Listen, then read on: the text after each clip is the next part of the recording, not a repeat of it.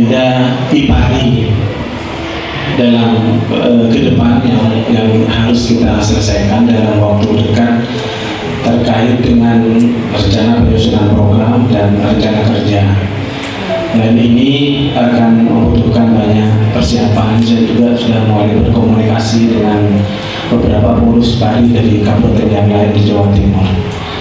Kemudian yang tidak kalah penting adalah bahwa pada hari ini kita juga barusan menyelesaikan sosialisasi penyelesaian SKP, Pak Balat.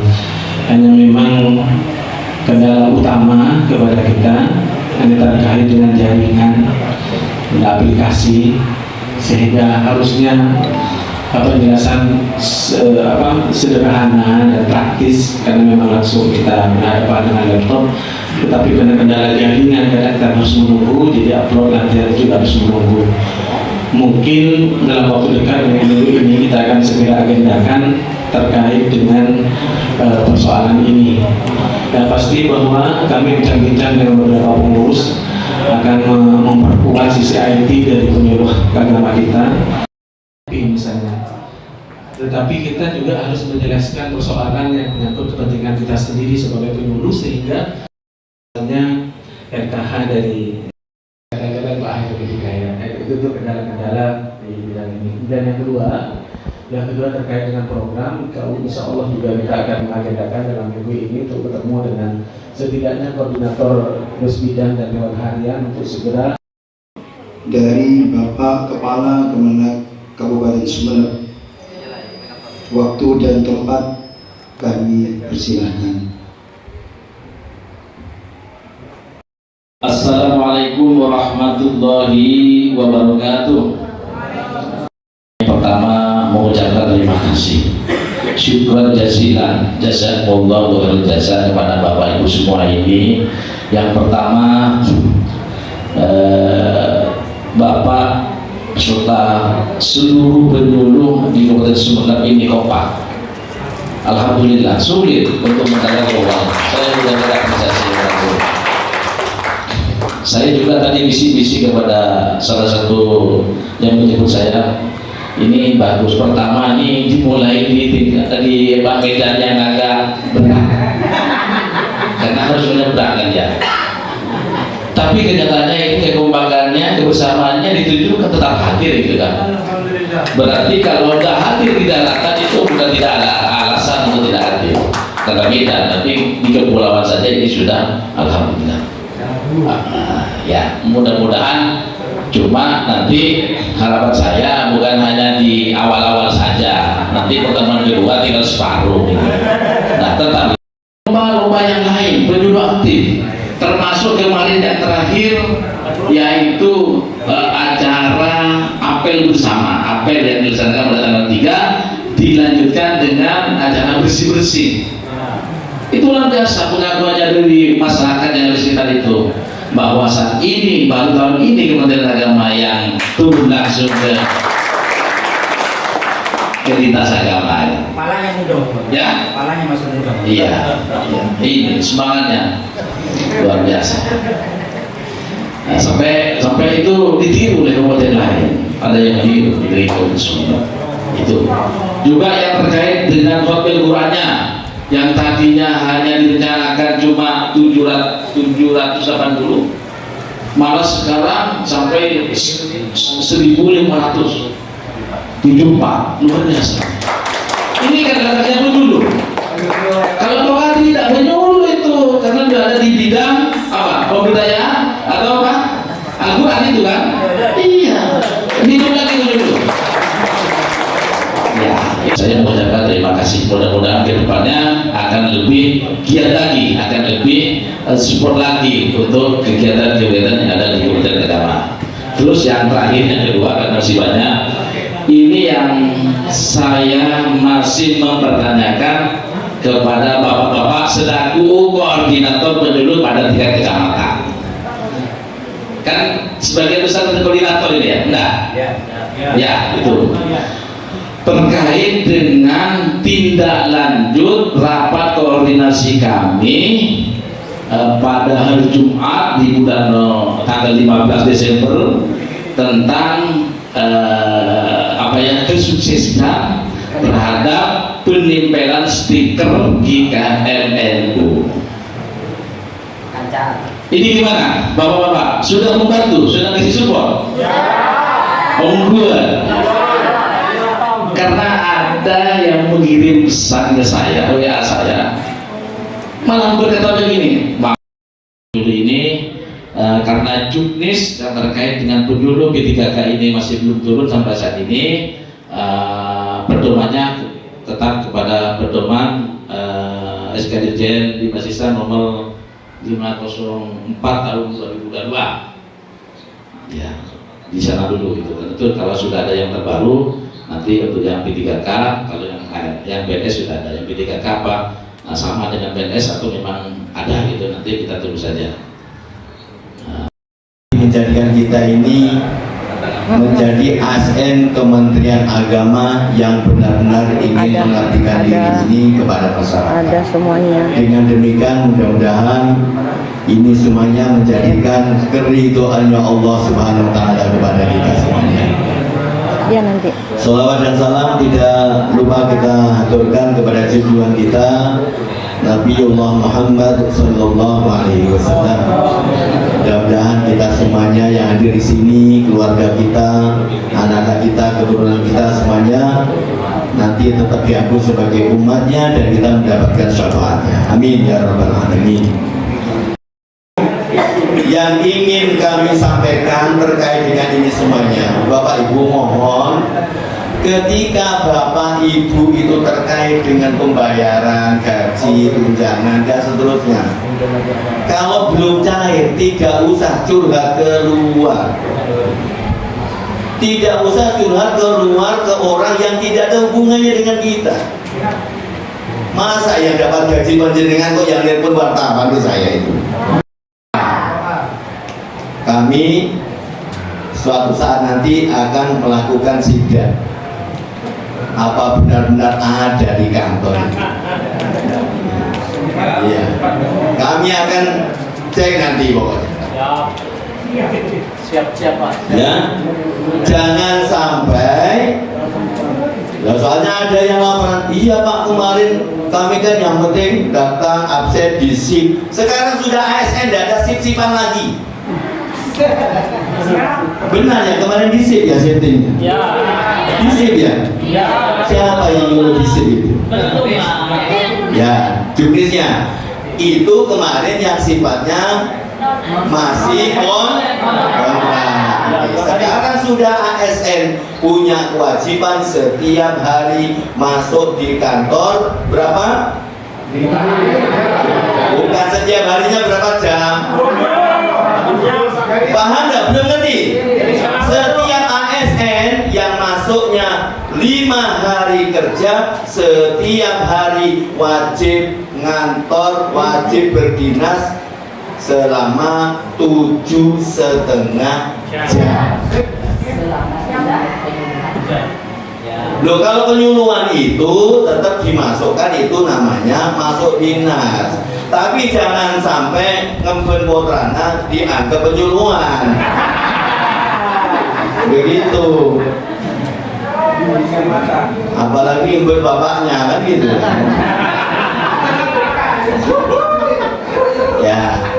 Oleh karena itu kami sudah sampaikan bahwa kewajiban Bapak selain melakukan penyuluhan, kalau tidak ada penyuluhan kembali ke kantor. Kalau guru tidak ada jam mengajar, tetap masuk ke madrasah.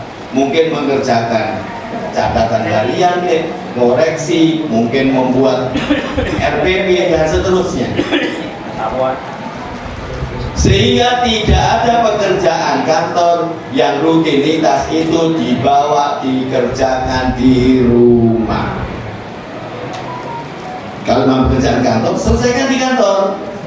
Di rumah adalah urusan dengan keluarga kita, suami kita, istri kita, dengan anak kita. Bisa dipahami? Setiap hari dari kantor berapa jam? 7,5 jam. Ya. Nanti kami akan ke kawah, saya cek. Ya. Kapan Pak? biar tidak usah diberitahu.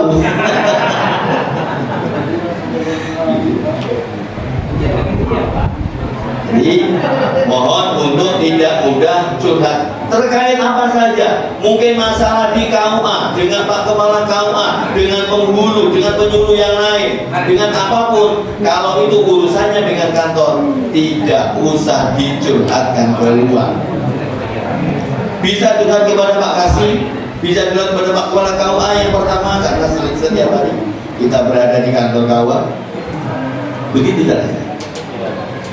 Oke lah kalau kemarin saya terima ya, ini menjadi cambuk saya saja. Dan e-kinerja. Nah, untuk e-kinerja ini nanti tidak hanya ASN PNS atau penyuluh PNS, termasuk P3K juga harus mengerjakan itu. Cuma kalau Bapak Ibu yang P3K, periodenya itu adalah 1 September sampai tanggal 31 Desember. Sesuai dengan SPMT-nya. Itu. Terus kemudian untuk atasannya, sudah atasannya munculnya siapa? Kepala KUA.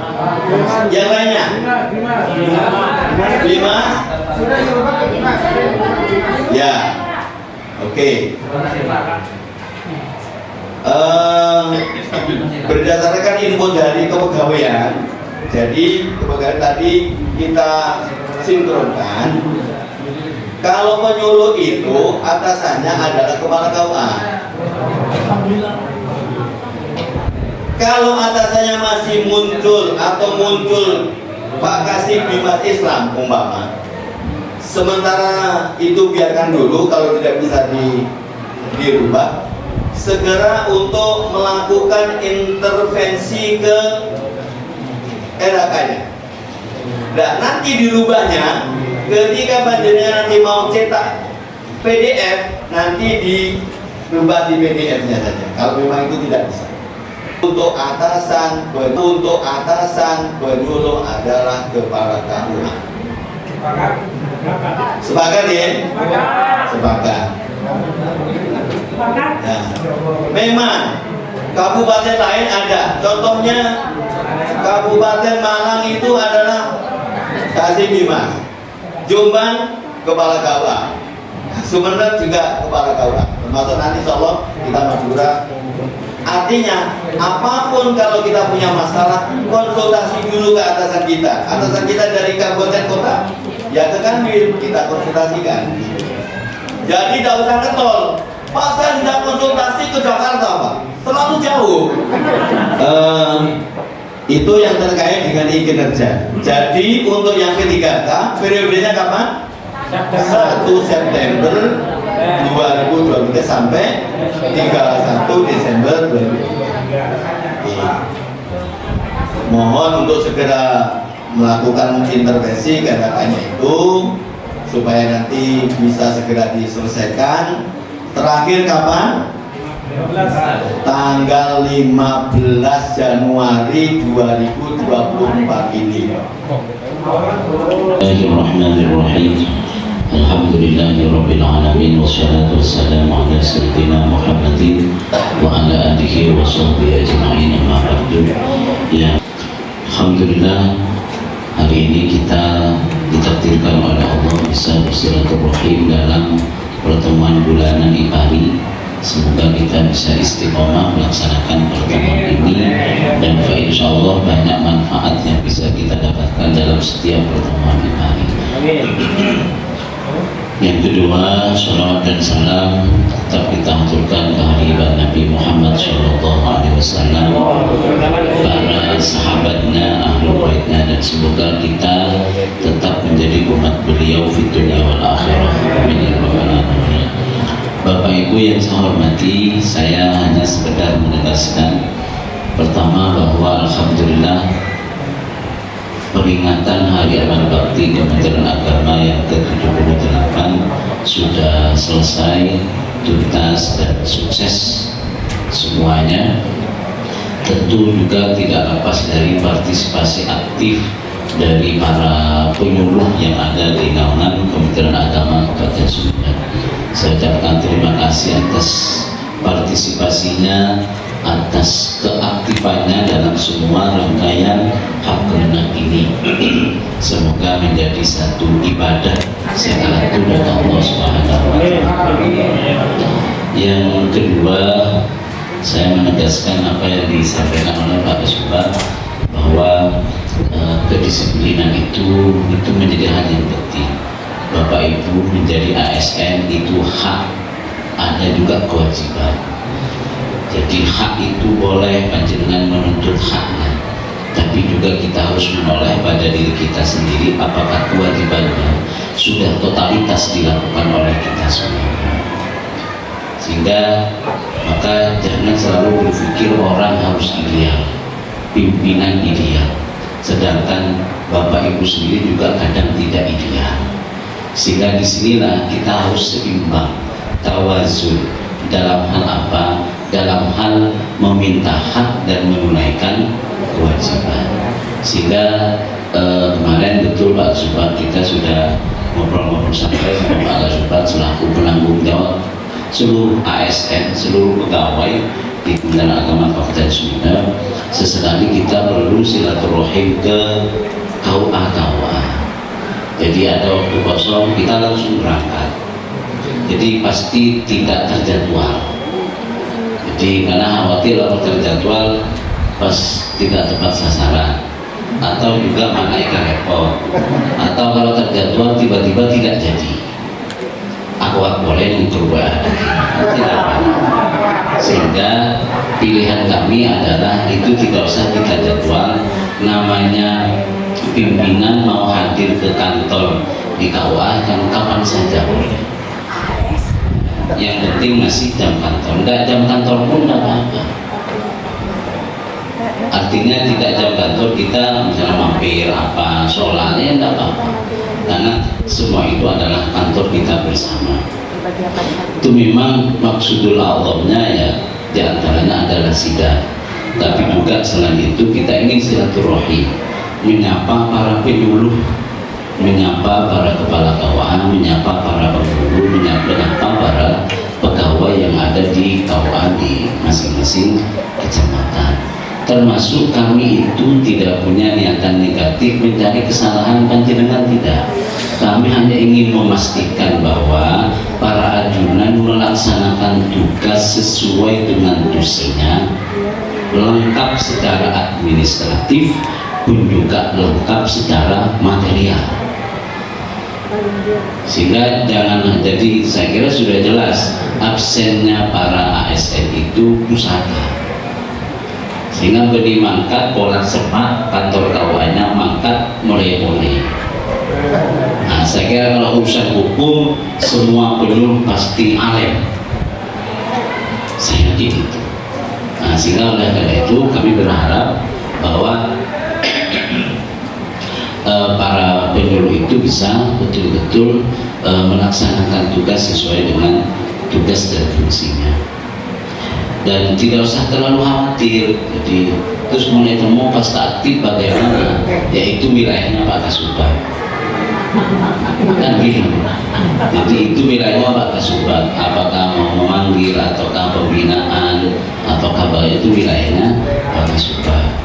Ya masa kita nggak boleh sampean gaji lambat 2 hari saja sudah waktu grup, masa Pak Kasubag nggak boleh memberikan pembinaan? Pembinaan bukan artian apa, tapi dalam rangka ke depan ayo kita semakin kuat bersama melaksanakan tugas ini. Jadi seperti itu. Karena kadang jadi kalau terlalu dekat dengan rumah itu kayak kita kalau Jumatan. Jadi minta komat itu terus kita masjid kadang sahabat oleh takut begitu. Jadi mungkin kadang-kadang mungkin ada yang ingin jauh dari rumah biar istiqomah bisa saja apa.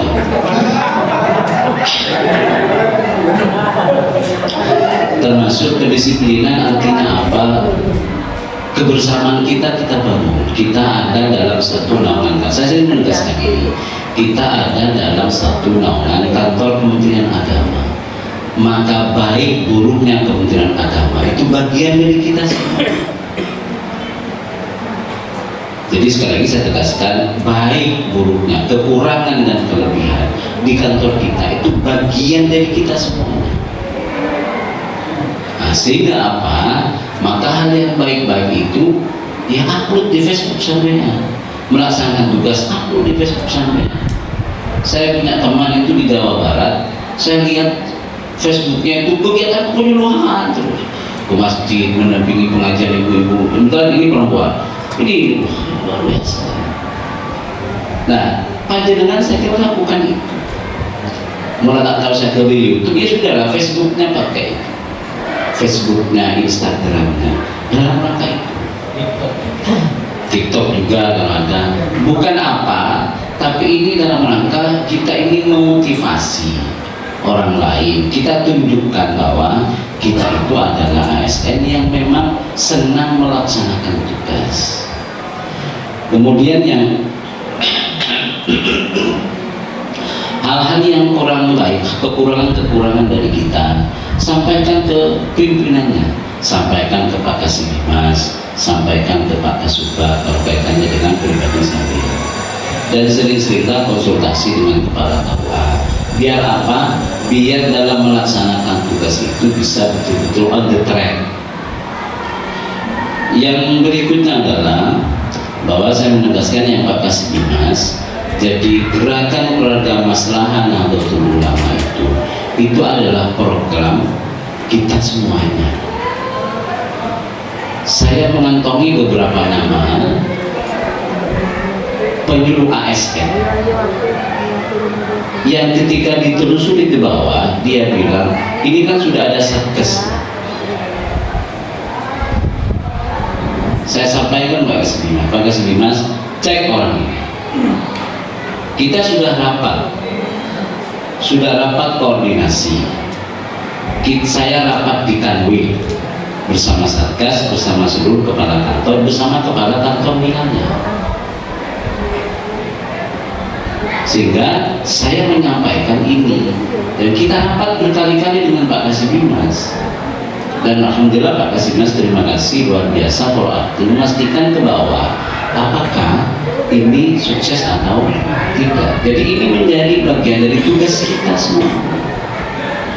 Karena nanti jangan lihat penempelan stikernya, tapi itu nanti akan menjadi sasaran program-program keumatan kita. Ya, BIMWIN, bimbingan keluarga, keuangan keluarga, dan beberapa pelatihan-pelatihan yang lain yang nantinya langsung atau tidak langsung itu juga kita akan menjadi bagian dari pelaksanaan kegiatan, dan yang ditempeli stiker rumah-rumah itu akan menjadi sasaran kegiatan kita. Bisa dipahami ya Bapak Ibu sekalian. Jadi tolong proaktif. Satgasnya kurang proaktif, Satgas ada bejerna Bapak Ibu.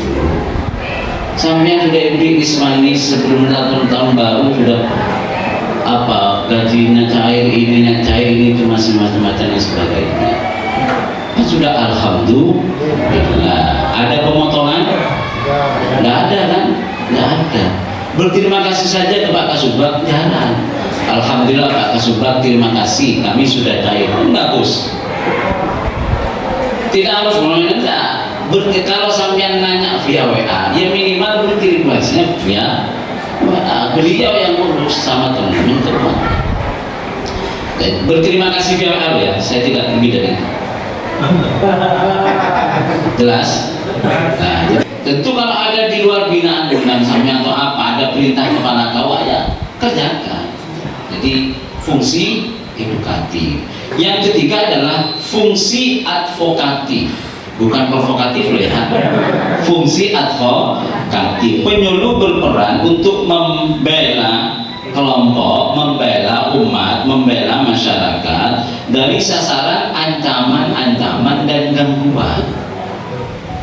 Itu fungsi advokatif. Yang terakhir adalah fungsi konsultatif. Penyuluh agama harus menjadi tempat konsultasinya umat. sampai boleh di rumahnya penyuluh agama Islam. Boleh loh, bidan berani, bidan praktek, bidan penyuluh berani. Apa artinya Bang? Orang sih kan, apalagi hari ini kan semuanya merasa ustaz, semuanya merasa kiai, semuanya mulai macam-macam kan. Nah, saya yang penyuluh tidak berani. Nah, maksud saya apa? Sehingga orang bertanya agama kesapian, je pamole toma.